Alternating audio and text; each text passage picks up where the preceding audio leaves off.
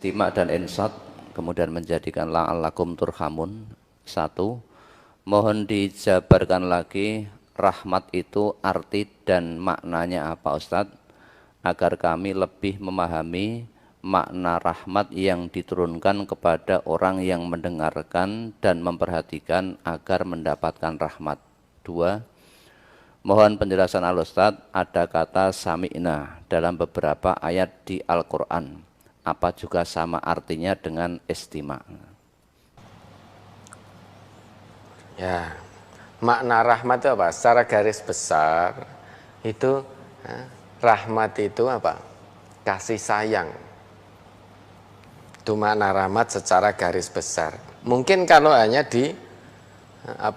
dijelaskan itu kasih sayang, bentuk belas kasihan, kasih sayang dan lain sebagainya, mungkin belum bisa nyentuh, belum bisa kita pahami seutuhnya. Maka rahmat ini ya setidaknya di dalam Al-Quran itu punya 3 makna. Rahmat dalam arti kasih sayang Allah sehingga kita diampuni dosa-dosa kita oleh Allah. Kita berbuat dosa setinggi langit, sedalam lautan. Artinya banyak dosa kita. Namun kalau kita mau bertobat kepada Allah, kembali kepada Allah, Allah akan turunkan rahmat.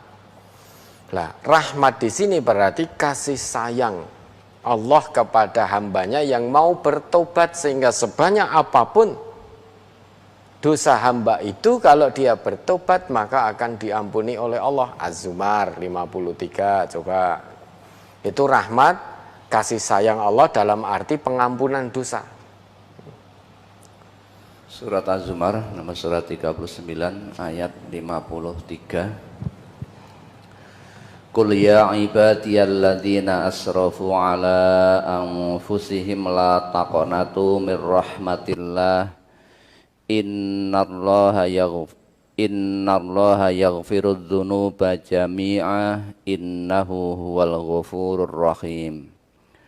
Katakanlah, hai hamba-hambaku yang melampaui batas terhadap diri mereka sendiri, janganlah kamu berputus asa dari rahmat Allah. Sesungguhnya Allah mengampuni dosa-dosa semuanya. Sesungguhnya dialah yang maha pengampun lagi maha penyayang. Nah, dalam ayat ini rahmat yang dimaksud adalah bentuk pengampunan dosa dari Allah kepada hambanya yang bertobat. Maka jangan berputus asa. Meski punya dosa setinggi langit, sebanyak buih di lautan, sedalam lautan, selama nyawa belum di kerongkongan, maka bertobat kepada Allah. Berhenti dari perbuatan maksiat itu, mohon ampun kepada Allah, kemudian diikuti dengan berbuat baik sebaik dan sebanyak mungkin. Dengan demikian akan ada potensi turun rahmat dari Allah berupa kasih sayang Allah untuk mengampuni dosa-dosa hambanya yang sudah begitu banyak sampai dosanya itu mencapai level israf, melampaui batas, sehingga wis dosane kuwi wis coro-corone itu sudah banyak sekali.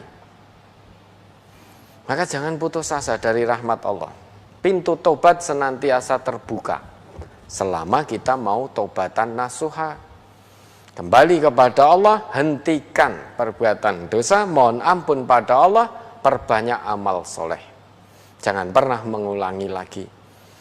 Nah, dari situ akan ada potensi Allah turunkan rahmat berupa pengampunan dosa. Makna rahmat yang kedua di dalam Al-Quran itu kasih sayang Allah untuk menyembuhkan hambanya yang menderita penyakit, sekalipun penyakitnya itu berat sekali. Seperti penyakit yang diderita oleh Nabi Ayub. Coba dibaca itu. Nabi Ayub ini diuji oleh Allah dengan satu penyakit yang tidak pernah dirasakan oleh orang sebelum beliau maupun oleh orang sesudah beliau. Namun dengan begitu beliau tidak berputus asa terhadap rahmat Allah. Maka dibaca anni massaniyadzurru wa anta arhamur rahimin. Nabi Ayub tidak putus asa dengan beratnya penyakit yang beliau derita. Karena dia yakin dia itu hamba Allah yang maha menyembuhkan. Maka tidak pernah berputus asa dari rahmat Allah. Maka Surat Al-Anbiya nomor surat 21 ayat 83. Wa ayyuba idznada rabbahu anni massaniyadzurru wa anta arhamur rahimin. Dan ingatlah kisah Ayub ketika ia menyeru Tuhannya, "Ya Tuhanku, sesungguhnya aku telah ditimpa penyakit, dan Engkau adalah Tuhan yang Maha Penyayang di antara semua penyayang." wa ayyuba. Selain ini karena isim ghairu munsharif, ya, ini dibuka dengan huruf fathah, terbuka berarti. Fathah itu kan terbuka. Wa ayyuba. Nah, terbuka ini berarti kisah ini terbuka sepanjang zaman untuk diambil ibrahnya, diambil pelajarannya. Ya, jadi dari harakah fathah ini itu mengandung makna. Jadi kisah ini dibuka oleh Allah sepanjang zaman sampai berakhirnya kehidupan dunia. Siapapun bisa mengambil ibrah pelajaran dari kisah Nabi Ayub ini. Apa kisahnya? Itnada rabbahu anni massaniyadzurru wa anta arhamur rahimin. Ketika Nabi Ayub memohon kepada Tuhannya dengan penyakit yang begitu berat beliau derita bertahun-tahun. Tidak ada orang selain Nabi Ayub yang menderita penyakit ini. Selama bertahun-tahun beliau tidak mengeluh. Beliau tidak putus asa kepada Allah. Karena beliau sangat tahu, sangat paham bahwa beliau itu hamba Allah yang maha menyembuhkan. Maka sekalipun ya, dawa atau obat-obatan medis sudah tidak mampu menyembuhkan, mengacu pada kisah Nabi Ibrahim ini, mengambil ibrah dari kisah Nabi Ibrahim, jangan putus asa dari rahmat Allah. Karena Allah itu maha kasih sayang terhadap hambanya. Yang sakit tidak mengeluh, tidak suudzon kepada Allah, tidak pernah meninggalkan Allah, tidak pernah berkeluh kesah selain hanya kepada Allah. Allah akan turunkan rahmatnya berupa kesembuhan. Berupa kesembuhan. Dalam kondisi Nabi Ayub ini bukan dawa lagi yang dibutuhkan, tetapi syifa. Maka kalau ada medis yang sudah angkat tangan, memang seperti itu menunjukkan bahwa secanggih apapun medis tetap punya keterbatasan. Sepinter apapun seorang dokter, tetap dia makhluk punya keterbatasan. Maka kadangkala menghadapi satu penyakit, medis angkat tangan. Tapi Allah tidak pernah angkat tangan. Allah itu asy-syafi. Maka salah satu doa Nabi ketika mengunjungi orang yang sakit, Allahumma rabban nas mudhibal basi. Ya Allah, Tuhannya segenap manusia yang maha menghilangkan gangguan atau penyakit ini. Ishfi antas syafi. Sembuhkan dia ya Allah, karena engkaulah satu-satunya penyembuh. La syafiya illa anta. Tidak ada penyembuh kecuali hanya engkau wahai Allah. Syifa'an la yughadiru saqama. Dengan kesembuhan yang tidak akan kambuh lagi. Asy-Syafi. Asy-Syafi itu hanya Allah. Maka kondisi Nabi Ayub ini bukan dawa lagi yang dibutuhkan, tetapi syifa. Itu kesembuhan dari Allah. Maka banyak yang medis angkat tangan. Biasanya kita manusia, manusiawi memang. Ketika rumah sakit tercanggih, dokter tercanggih, obat nomor 1, kemudian kok angkat tangan. Secara manusiawi kita akan drop. Kepada siapa? Ini rumah sakit terbaik saja sudah angkat tangan. Dokter terbaik angkat tangan. Obat terbaik sudah tidak mempan. Kepada siapa? Nah, lupa kalau Allah itu Asy-Syafi. Kita ini hamba Allah Asy-Syafi. Maka mohon kepada Allah, mendekat lagi kepada Allah, lebih dekat, lebih dekat, lebih dekat lagi. Boleh dengan doanya Nabi Ayub ini, Rabbi anni massaniyadzurru wa anta arhamur rahimin. Terus diulang-ulang doa ini dengan penuh keyakinan kepada Allah bahwa Allah akan turunkan rahmatnya, sehingga penyakit yang ada pada diri kita seberat apapun, atas kasih sayang Allah, atas rahmat Allah itu bisa disembuhkan. Karena Allah itu arhamur rahimin, maha penyayang di antara para penyayang. Tidak ada yang lebih penyayang daripada Allah. Maka kalau sakit, jangan pernah melupakan Allah. Karena yang punya kesembuhan hanya Allah.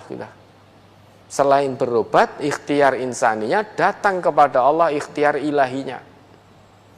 Karena akan ada pada satu titik sakit itu dawa tidak mampu lagi. Kalau kita melupakan Allah, maka persis seperti orang yang tidak beriman. Saat dawa sudah tidak mampu, maka dia bingung, gelisah, kesana kemari. Uang yang banyak ternyata tidak bisa membeli kesembuhan. Nah, orang yang tidak beriman gelisah, bingung, itu wajar karena tidak kenal Allah yang Asy-Syafi. Nah, orang yang beriman harusnya tidak bingung. Karena kita hamba Allah Asy-Syafi, maka jangan pernah takut selama kita menjadi hamba Allah yang Maha Asy-Syafi. La takhaf wa la tahzan. Jangan takut, jangan khawatir, jangan bersedih. Ini rahmat dalam arti Allah Maha Kasih Sayang untuk menyembuhkan penyakit-penyakit hambanya, apapun penyakitnya. Kemudian yang ketiga, rahmat dalam arti Allah akan berikan kita solusi, jalan keluar di saat kita menghadapi kesulitan tingkat tinggi. Bukan hanya kesulitan biasa, namun kesulitan tingkat tinggi. Allah akan turunkan rahmatnya. Akan turunkan rahmatnya untuk menyelesaikan semua masalah-masalah kita. Itu kesulitan tingkat tinggi. Nah, dalam hal pertanyaan tadi, rahmat yang bagaimana saat kita istima' dan insot? Nah, artinya rahmat yang turun, semua makna rahmat di dalam Al-Quran itu saat kita mendengarkan dan memperhatikan Quran dengan seksama, maka akan turun rahmat dari Allah, kasih sayang kepada dari Allah. Saat kita sakit, kita tidak akan mengeluh karena paham tadi ayat-ayat yang disampaikan. Ternyata orang yang beriman itu kalau betul-betul istima' dan insot pada ayat Allah, diuji dengan sakit, kita tidak akan mengeluh, tetapi justru bersabar. Bersabar bukan berarti hanya diam, berdiam diri. Bersabar kalau dalam Islam itu berusaha, lahir batin, itu namanya sabar. Lahir batin, sabar, bukan mengeluh kesana kemari, sambat rono rene. Sudah yakin toh, manusia yang disambati juga tidak bisa apa-apa. Maka saat kita insot istima' dengan betul terhadap Quran, saat dijelaskan akan turun rahmat dalam arti kasih sayang Allah turun pada kita, kita bisa paham kemudian mengamalkan apa yang kita dengar, apa yang kita perhatikan, apa yang kita pahami, sehingga bisa diamalkan dalam kehidupan sehari-hari karena kasih sayang Allah. Saat diuji dengan kenikmatan bukan sombong. Tadi karena mendengarkan dan memperhatikan, maka bersyukur kita. Karena perintah Allah, perintah Rasul, orang diuji kenikmatan itu bersyukur. Dengan syukur itu akan ditambah nikmatnya Allah kepada orang yang bersyukur. Nah, kalau itu tidak kita dengarkan dengan baik, tidak kita perhatikan, maka tidak akan paham. Tidak paham maka tidak mengamalkan, karena tidak turun rahmat di situ. Ketika tidak paham, maka diuji dengan kenikmatan justru akan sombong. Allah tidak menyertakan rahmatnya. Nah, itu kurang lebih seperti itu. Kemudian ketika berada di tingkat kesulitan yang tinggi, dia tetap tenang karena rahmat Allah. Dari hasil paham, mendengarkan, paham dari Al-Quran tadi. Ada masalah problematika dunia yang begitu rumit, dia tetap tenang karena yakin bahwa Allah akan tunjukkan makhraj. Dengan kasih sayangnya, Allah akan tunjukkan jalan keluarnya sebagai solusi. Problem rumah tangga yang begitu dahsyat, sampai mau terjadi perceraian atau cerai sekalipun, tetap tenang hatinya. Karena yakin Allah akan berikan solusi yang terbaik. Yakin bahwa Allah itu akan berikan yang terbaik kepada hambanya. Sehingga hati tetap tenang, jiwa tetap tentram, apapun yang dihadapi. Karena paham dari Quran yang dia dengarkan dan perhatikan tadi, sehingga turun rahmat. Nah, kemudian yang kedua, tentang sami'na, as-sam'u wal istima' tadi sudah dijelaskan. Ya. Istima' itu ada usaha berarti. Berarti memang betul-betul usaha sengaja untuk fokus. Kalau bisa fokus mendengarkan, bisa mendengar tapi dengan sambil lalu. Tentu hasilnya al-istima'. Hasilnya karena istima' itu akan dia memang berusaha, memang sengaja untuk fokus, bukannya kok tidak sengaja. Dalam kaidah bahasa Arab itu ziyadatul mabna tadullu ala ziyadatil makna. Bertambahnya bangunan satu kata itu akan bertambah maknanya. Kalau as-sam'u itu dari sami'a. Kalau istima' istama'a, maka akan ada tambahan alif dan ta.